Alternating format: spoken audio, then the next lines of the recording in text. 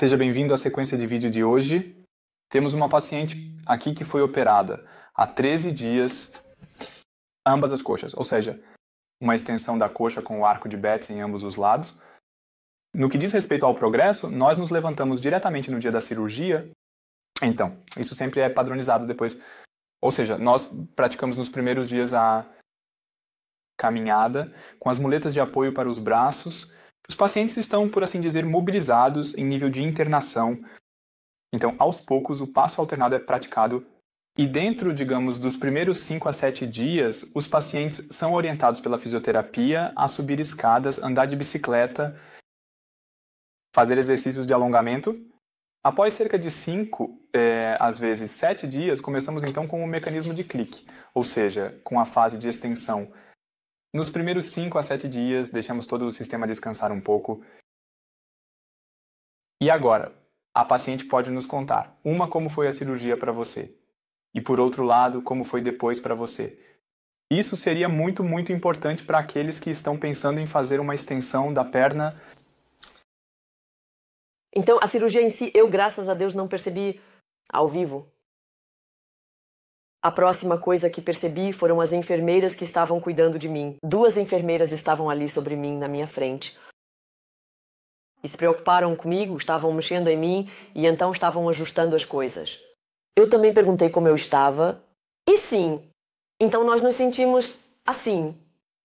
Me senti bem. Então isso foi realmente...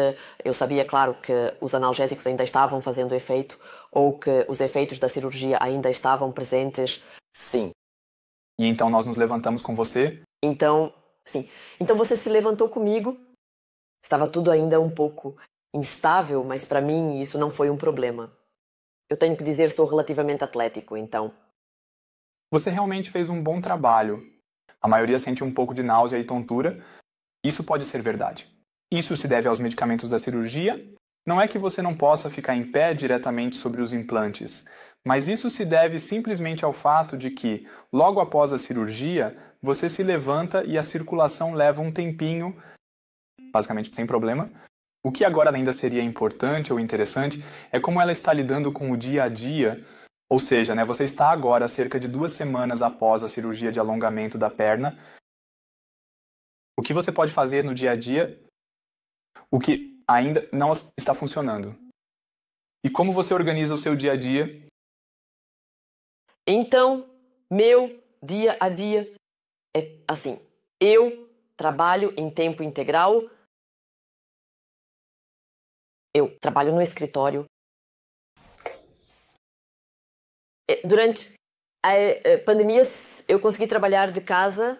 Isso foi solicitado pelo empregador, até mesmo desejado. E eu simplesmente continuei com isso. Se diz agora, em relação à cirurgia que eu... Na verdade, sim, eu levei meu laptop para o hospital. De lá, no 4º dia eu liguei de novo e verifiquei meus e-mails, liguei para meus colegas. Esse é basicamente o meu dia a dia. Enquanto isso, no meu hospital, claro. Claro, não cuido da casa, mas isso quem faz é meu marido. Isso mesmo. Então, eu vou dizer agora, eu estou conseguindo realmente, neste momento, trabalhar em tempo integral. Muito bem. Isso é importante para todos os pacientes saberem quanto tempo o mecanismo de clique leva, quanto tempo do dia e quanto tempo do dia a prática de alongamento leva depois. De maneira geral, é preciso dizer que o clique nós recomendamos fazê-lo pela manhã. Leva cerca de uma boa meia hora, 3/4 de hora. É preciso fazer isso em uma situação totalmente relaxada. É preciso se conter um pouco, se possível, ao longo do dia. Os exercícios de alongamento levam aproximadamente 2,5 a 3 horas. E isso é algo que realmente deve ser percebido para poder liberar a tensão acumulada da extensão na área muscular. Isso é muito, muito importante, que ao final do dia esteja 100% resolvido. Isso agora é independente do implante ou do mecanismo de extensão. É a base de qualquer extensão da perna. A gente define a distância com a extensão óssea, por assim dizer, com a distração óssea, como nós dizemos. e essa distância pré-definida precisa ser liberada durante o dia através de alongamento, ou seja, por meio de exercícios de alongamento. Caso contrário, eles dormem mal. Então, a pessoa já fica motivada a relaxar ou a se alongar. Por quê? Quando você puxa, você sente. E eu sei, depois de alongar, dá para sentir a tensão ou já passou e eu sinto uma sensação de relaxamento, então no músculo. Então, é uma certa alegria. Eu acho que é isso. Certamente nunca será por alegria, mas faz parte do dia a dia. Assim como escovar os dentes, isso vai se tornar uma rotina do dia a dia.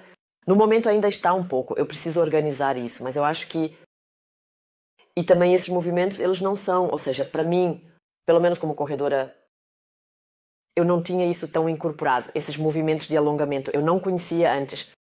Eu já percebo que uma rotina está se estabelecendo, que eu só preciso ir lá e fazer, ou seja, que eu só preciso pensar antes como eu vou puxar agora e como eu faço isso.